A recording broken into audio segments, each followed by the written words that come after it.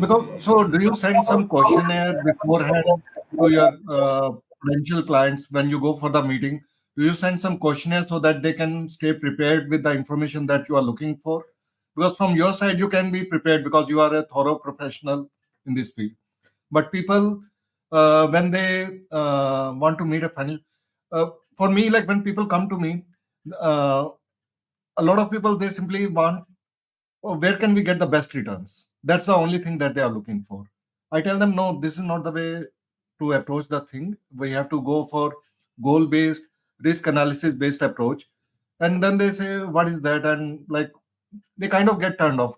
Most of people are looking for just where can I get the maximum returns. They don't understand risk. They don't understand financial planning. They don't understand goal orientation. So is that your experience also, or is so? First question: do you send some questionnaire to stay prepared for the information that you are looking for? Secondly, is that like what experience I am having? You are also having? I have mixed reactions. I basically pick and choose as to whom I have to send the questionnaire before the meeting. For few customers, for few clients, it works. Few others, they further get more confused. So when somebody is coming for planning, they're already in confused state of mind. Sending them another set of questionnaires further confuse them. Already, I mean, already a person already confused with new set of questions going to them and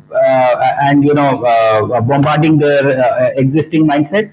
So at times it corrupts their state of mind.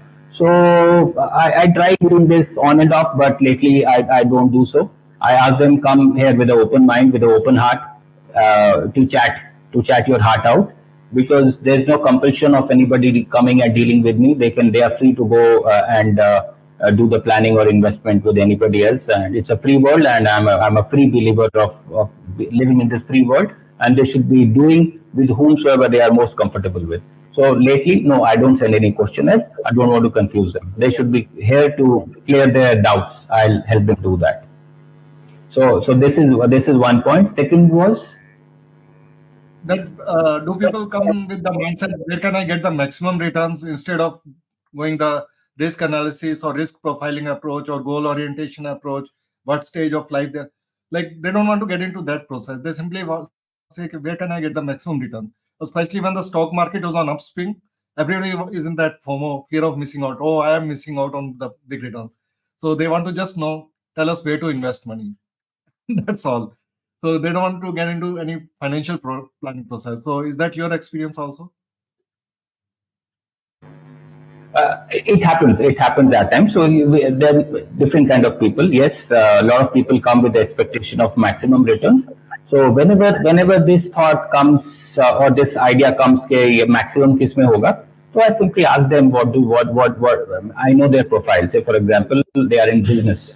Say for example, the family is in business and they are into say imports of piston rings. Say for example, all right.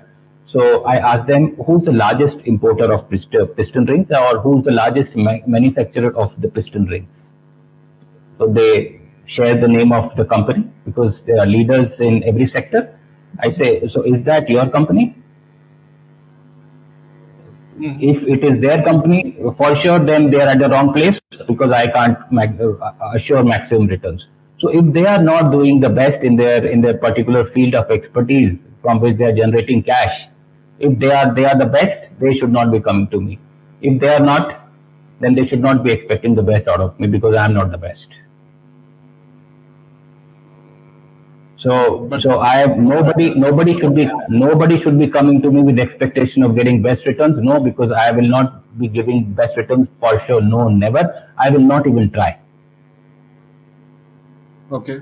I will not even try. I will assure that you will achieve your life goals. Your money will be handled well. The purpose or the objective of the investment will be well taken care of. It will be better than average, and that's who I am. Excellently, Vivek. Average. I'm an average individual, average professional. I'm going to help people achieve their life averages, and life averages will ensure the outstanding performance in different areas of life.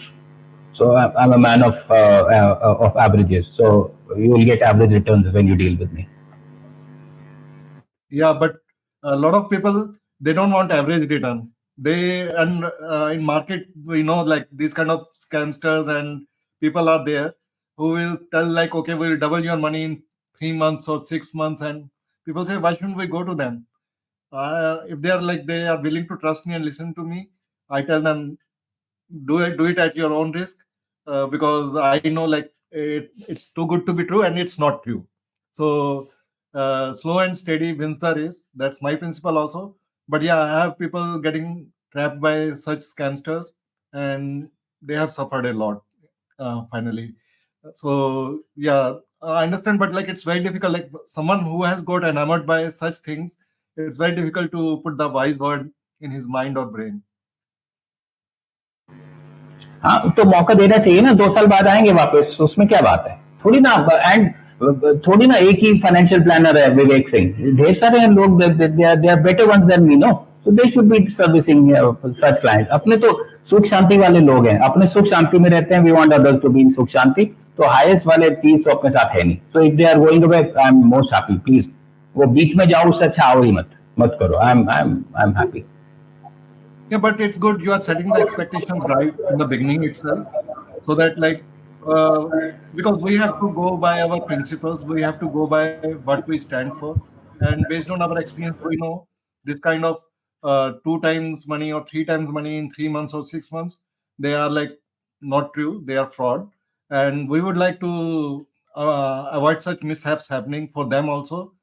But we can only like tell them, but if they are not listening to us, like then what can we do? Like, so I totally resonate with that.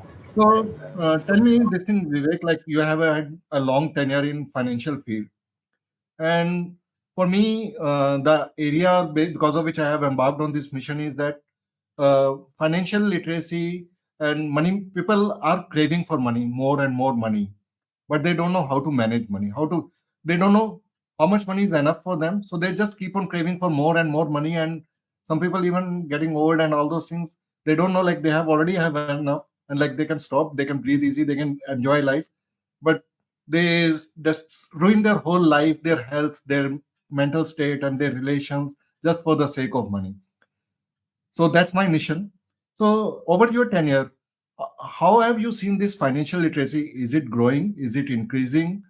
Uh, Mutual funds sahi hai, like that has been Amphi's message that has helped, but it must have reached out to a lot of people. But given our population growth, how much percentage population is still aware, or what's your viewpoint on that?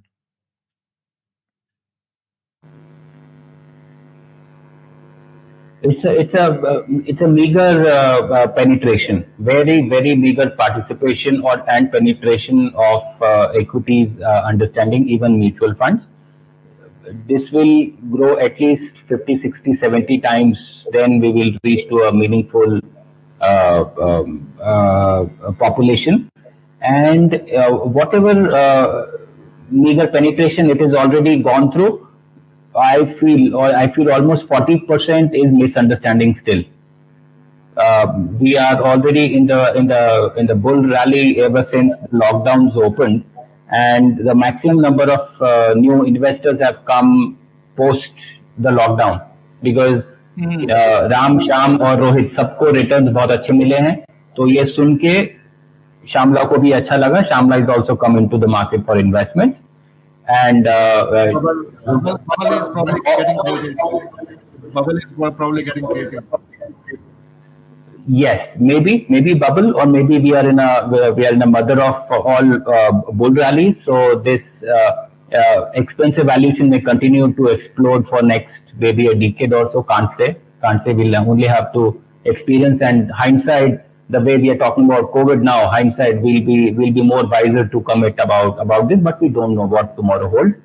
But yes, we are at an expensive side, and some meaningful correction can take place. And as an investor, they should be extremely happy. Say, for example, a new investor has come now when the markets have peaked, and the market doesn't outperform for say next 4 years, irrespective of the of stability of the government and the policies being in place and manufacturing increasing, GDP rising and the markets not increasing, we may experience such scenario. And as an investor, they should be happy that their money is not growing, because if the market is constantly outperforming and they are doing SIP investment, their cost of buying is constantly rising.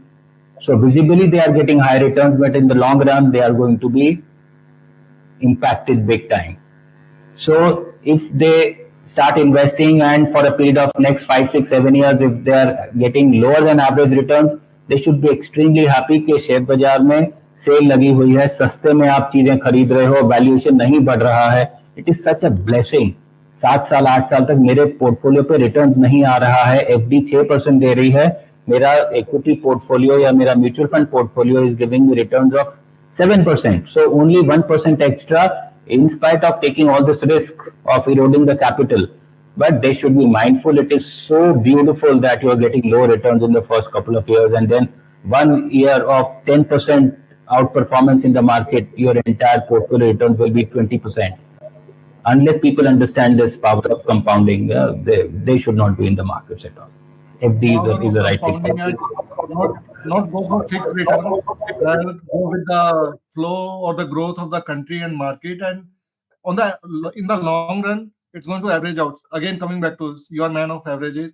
So average is what works out best. Short-term bust, short-term boom or short-term bust, nothing is going to sustain.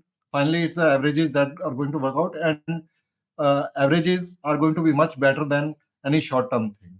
Because short-term thing, even if one gets say like 20%, 30%, but when the power of compounding over the long term happens, it makes it like multi-bagger kind of thing. So that's what one should aspire for. You're right, absolutely.